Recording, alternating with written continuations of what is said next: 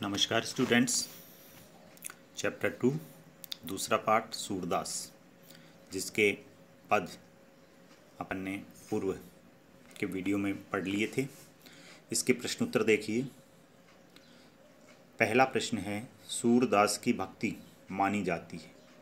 तो सूरदास की भक्ति सखा भाव की मानी जाती है।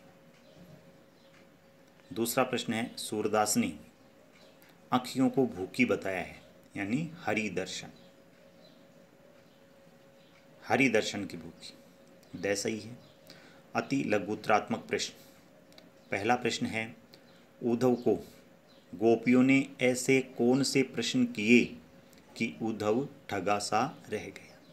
तो स्टूडेंट्स, गोपियों ने उद्धव से निर्गुण ब्रह्म का परिचय प्राप्त करने के लिए पूछा कि हे उद्धव, बताओ तुम्हारा निर्गुण किस देश में रहता है, उसके माता पिता, पत्नी और दासी कौन है, कैसा उसका रंग है, कैसी वेशभूषा है और वह किस रस का अभिलाषी है। दूसरा प्रश्न है, हारिल पक्षी की क्या विशेषता है, बताइए।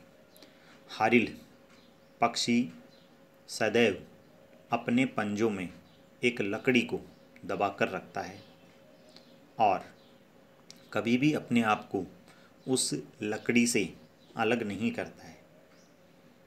उसी लकड़ी को वह अपने जीवन का आधार मानता है, या ये कह सकते हैं उस लकड़ी से उसे अनन्य प्रेम है। लघुत्रात्मक पहला प्रश्न, गोपियों को उद्धव का योग संदेश किसके समान लग रहा है। तो देखिए स्टूडेंट्स, पद में अपन ने पढ़ा था कि गोपियाँ कह रही है कि उद्धव का योग संदेश उन्हें कड़वी ककड़ी के समान लग रहा है। जिस प्रकार कड़वी ककड़ी को निगला नहीं जाता है, ग्रहण नहीं किया जाता है, उसी प्रकार उद्धव जो योग संदेश लेकर आया है, गोपियाँ उसे स्वीकार नहीं कर सकती।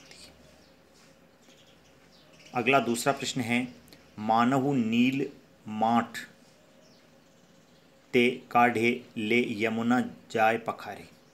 पंक्ति में कौन सा अलंकार है। देखिए, मानहु उत्प्रेक्षा अलंकार है और उत्प्रेक्षा अलंकार की जो पहचान है, उत्प्रेक्षा अलंकार आपको उत्तर लिखना है कि प्रस्तुत काव्य पंक्ति में उत्प्रेक्षा अलंकार है,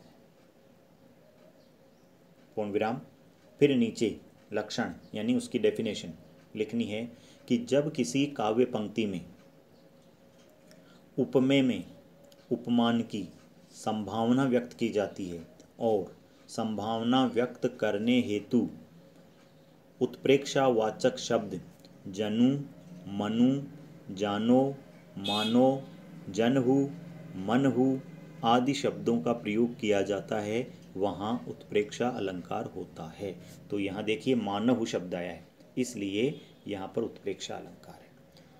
आगे देखिए, सूरदास के पदों में वर्णित प्रेम भक्ति भावना का वर्णन कीजिए। तो स्टूडेंट्स, जो भी 6 पद अपन ने पढ़े हैं, उन सभी 6 पदों में से सार रूप में इसका अपने को उत्तर लिखना है।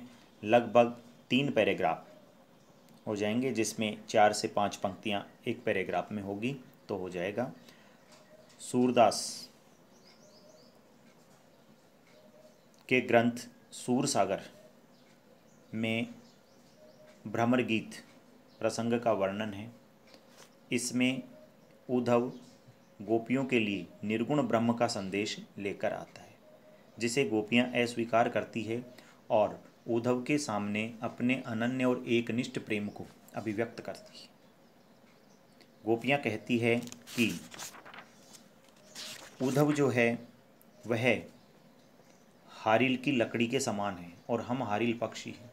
जिस प्रकार हारिल पक्षी कभी भी अपने आप को लकड़ी से अलग नहीं करता है, उसी लकड़ी को वह जीवन का आधार मानता है, उसी प्रकार हम भी कृष्ण को नहीं छोड़ सकती हैं या नहीं भूल सकती हैं।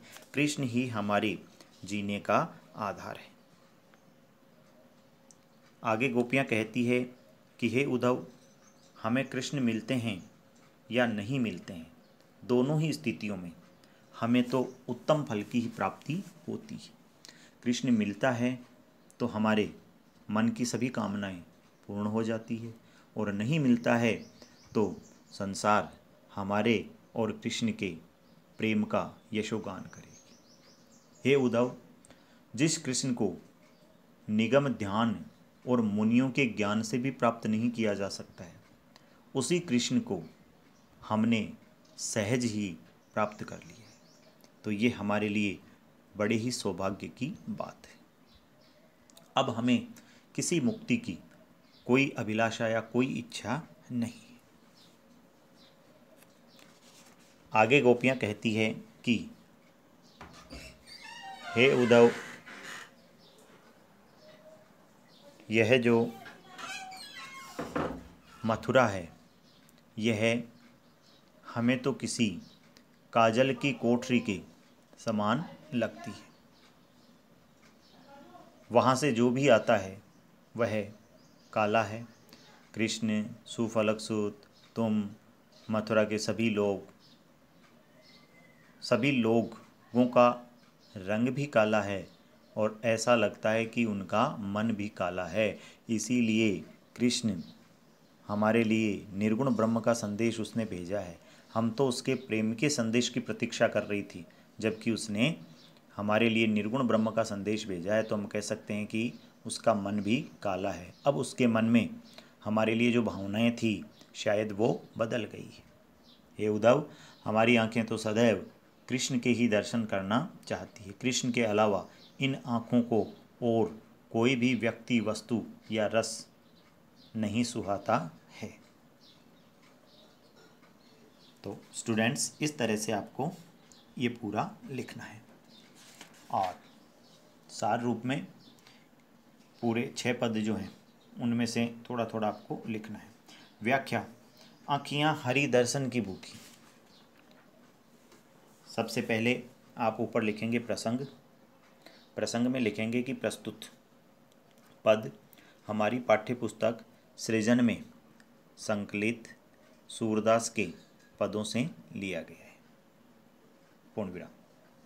यह सूर सागर के भ्रमर गीत का प्रसंग है। व्याख्या।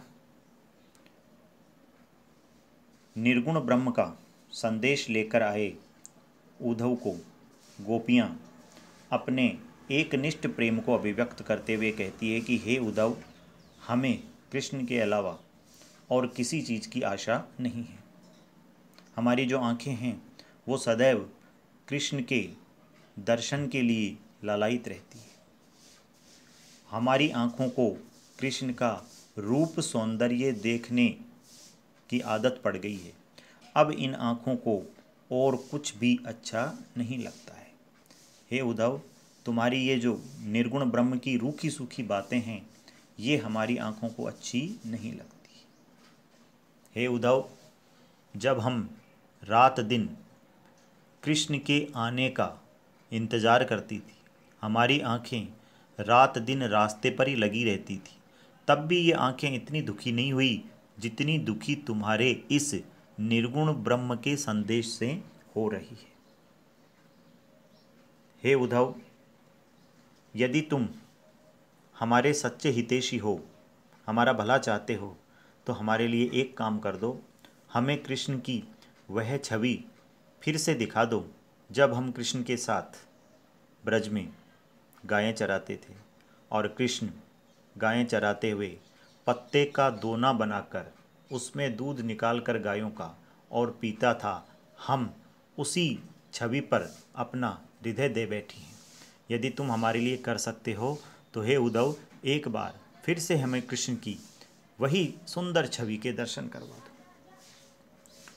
हे उद्धव, तुम बड़े जिद्दी हो, तुम बड़े हठी हो, तुम बालू मिट्टी में नाव चलाने की कोशिश कर रहे हो।